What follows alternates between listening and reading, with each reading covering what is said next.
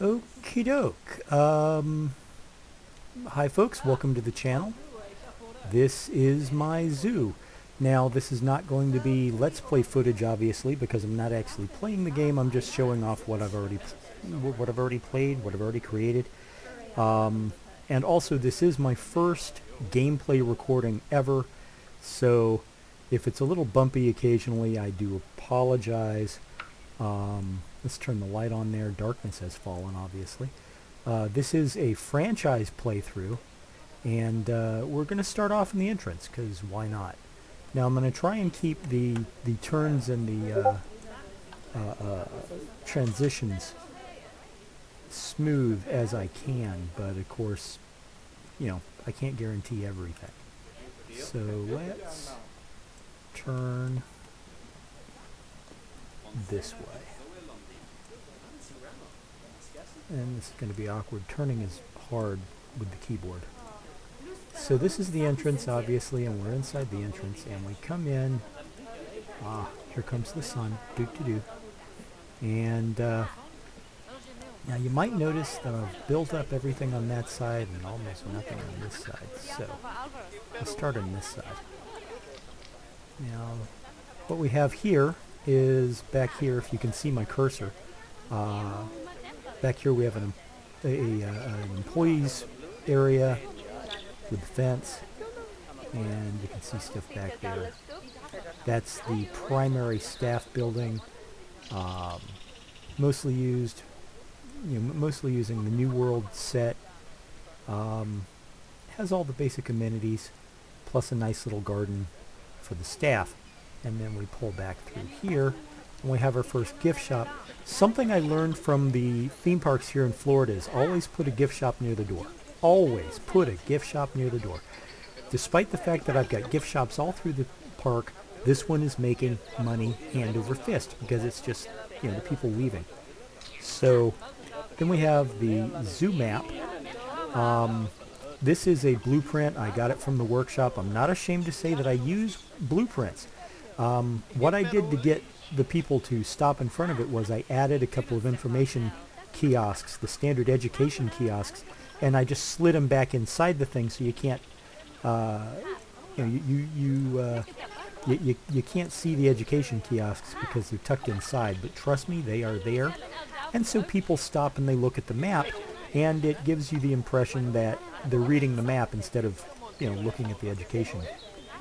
So then we have a couple of information booths. These are both information booths. Because you never see just one information booth at a park, at a zoo. There's always 2 or 3 windows. There's the... Uh-oh, I've had an escape. Hold on just a second, guys.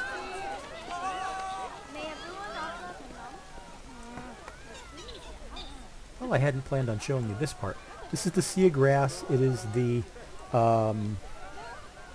unfinished part I'm working on. It's for prairie. Whoops, wrong button. Okay, animal treated, animal death. Yes, conceived. I don't see any escapes. I wonder where the escape came from. Anyway,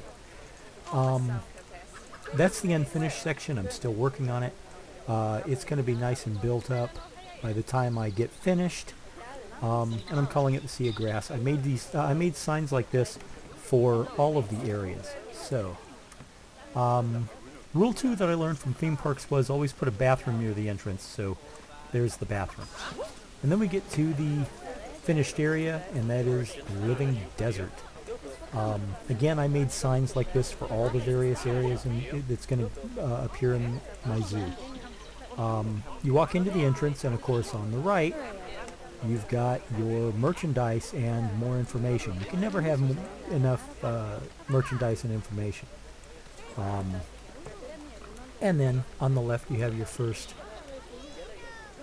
habitat, and it is of course gemsboks. Let's slip inside here real quick. It's basically a big oblong, this habitat. Yeah, they're being fed, so naturally they're hungry. I used the terrain tool, obviously, to give it a multi-layered look, and I did a lot of rock work, put some plants up. I made an interesting choice with the shelter here in that it's just that. That's the shelter. And they like it. They're just fine with it. I've got another one over there. And this is the gemsbok habitat.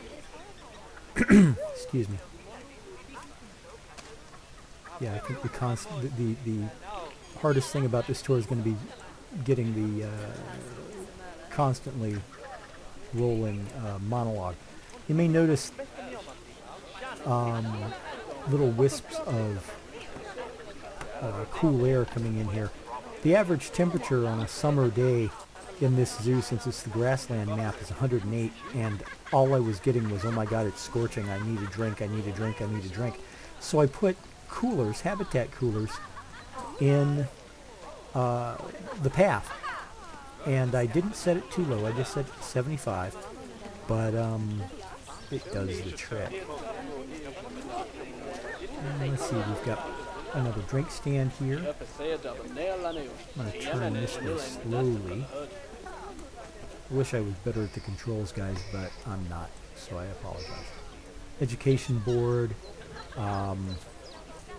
some foliage to hide the staff building, and we come to our first exhibit. Thank you for throwing your trash away in the trash cans, guys. I appreciate that. And it is, of course, the giant scorpions. The popularity of my exhibits, I've found, rises and falls depending on, I don't know, whatever vague notion the AI has. Let's go through here. Got another information booth. Got a long path, and this is still the gemsbok, however you pronounce it, I'm not sure. Habitat, it's a gemsbok on the right, or on the left rather. On the right you've got the border of the map, so. Lots of benches, lots of trash cans, the occasional ATM machine, lots of foliage. I made this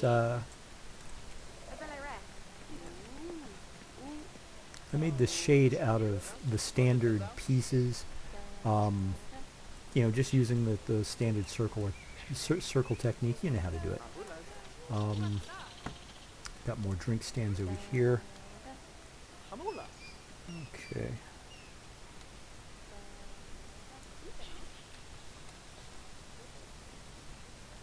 And let's spin this way. We have another employee area way back there. I'll take you back there in a second. And we've got our second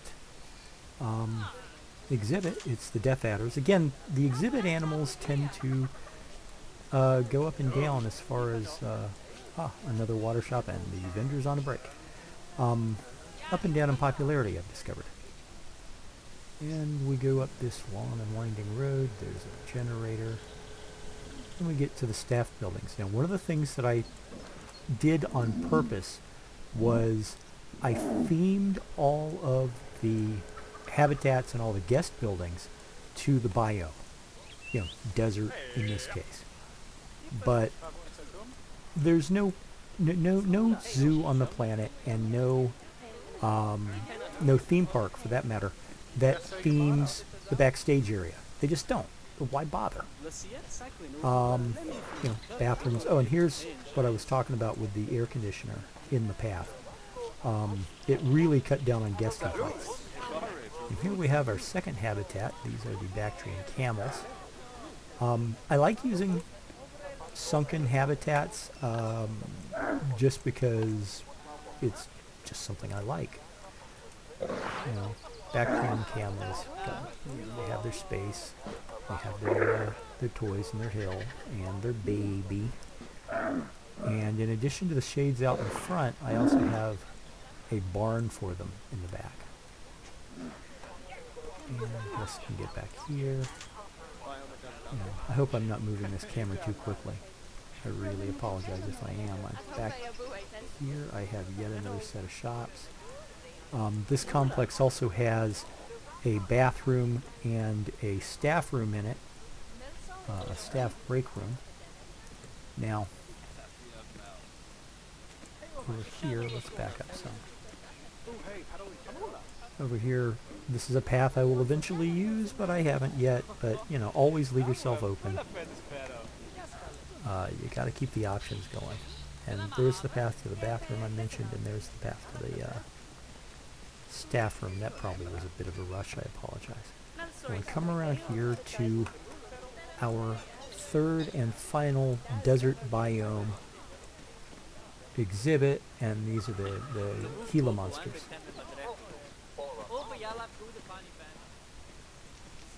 Lots of education boards. I paint the paths with education boards. You cannot have enough education. Education, education, education. Again, this is an open path. This path here eventually leads to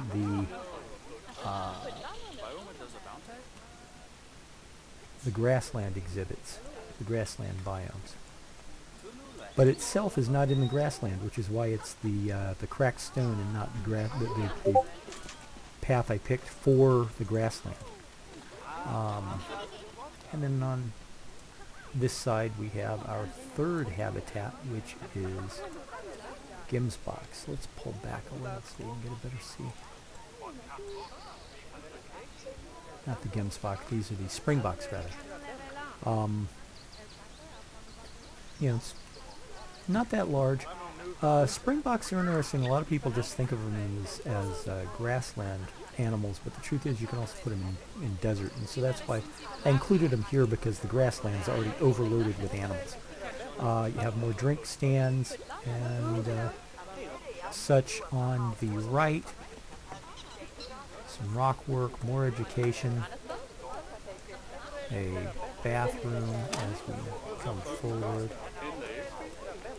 You know, some tables for people to sit at, always a good thing. Some food. And of course here we have yet another, here we have yet another employee path that goes back to more sport buildings. Yeah, usual stuff. But you notice we're back at the gemsboks.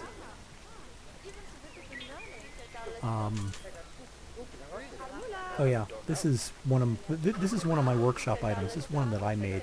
I tend to make a lot of practical, useful. You know, while other people are making big habitats and they're making shelters and they're making, you know, huge collections, I make small things. This is one of mine. It's a lamppost with a security camera on it.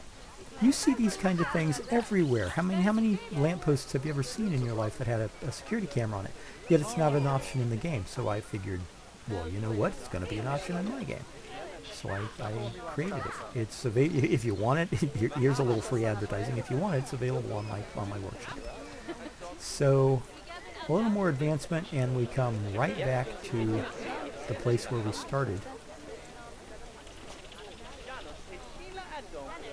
And that's the already completed desert area of my zoo.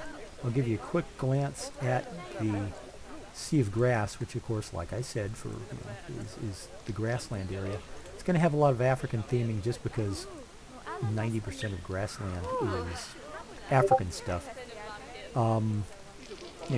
Does have a lot of pretty good, I've been able to do a lot of really good stuff. As you can see, I'm not finished.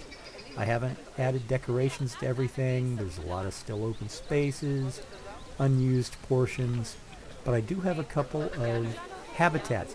This is the way I tend to build my zoos. I'll start with my habitats and my animals because, of course, that's why people are here. They're here to see the animals. And once I have all the animals, I will, I'll decorate. I'll put, the benches down. One of the babies is sleeping. Anyway, I'm sorry. I get wrapped up in the cute just like you do. But anyway, as I was saying, I tend to put the animals down first, build up their areas, and then I'll put down shops and benches and trash cans and scenery and everything else I need to put down, which does occasionally mean that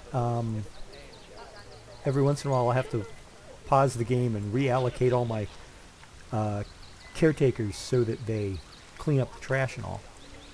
And I do believe we have a baby Nile monitor.